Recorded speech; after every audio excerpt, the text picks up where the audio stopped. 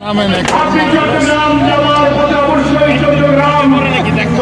চট্টগ্রামবাসীর সামনে আপনি একটু কথা বলে যাবেন।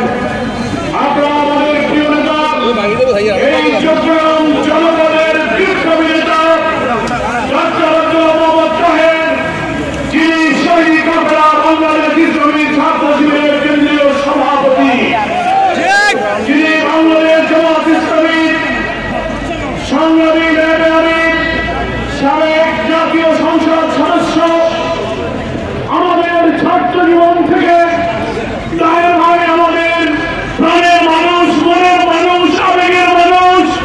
আমরা একসাথে কারাগারে জেল খেটেছি। জুলাইয়ের ছাত্র অভ্যুত্থানের সময় ঢাকা থেকে আমাকে 20 তারিখে গ্রেফতার করা হলো, তারপরের দিন তাহের ভাইকে গ্রেফতার করা হলো, আমাদেরকে রিমান্ডে রাখা হয়েছে টিভি অফিসে। কেন্দ্রীয় কারাগারে আমরা দুইজন একসঙ্গেই ছিলাম।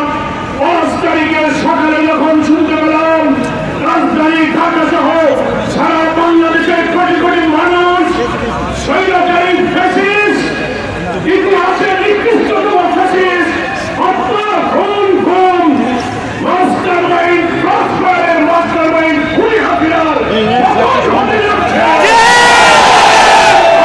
টেলিভিশনের সামনে আমি আর তার ভাই দেখতে লাগলাম একই হয়ে বসে সেনাপ্রধান ভাষণ দেবেন।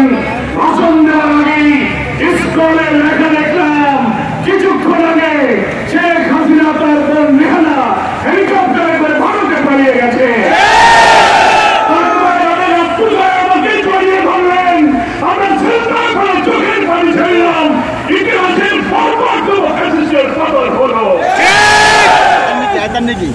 প্রিয় ভাই আমার, সেই তাহের ভাই বাংলাদেশের তৌহিদি ছাত্র জনতার প্রিয় নেতার এই জনপদ ইসলামী আন্দোলনের শহীদদের স্মৃতি বিজড়িত ইসলামী আন্দোলনের উর্বর ভূমি হচ্ছে চট্টগ্রাম।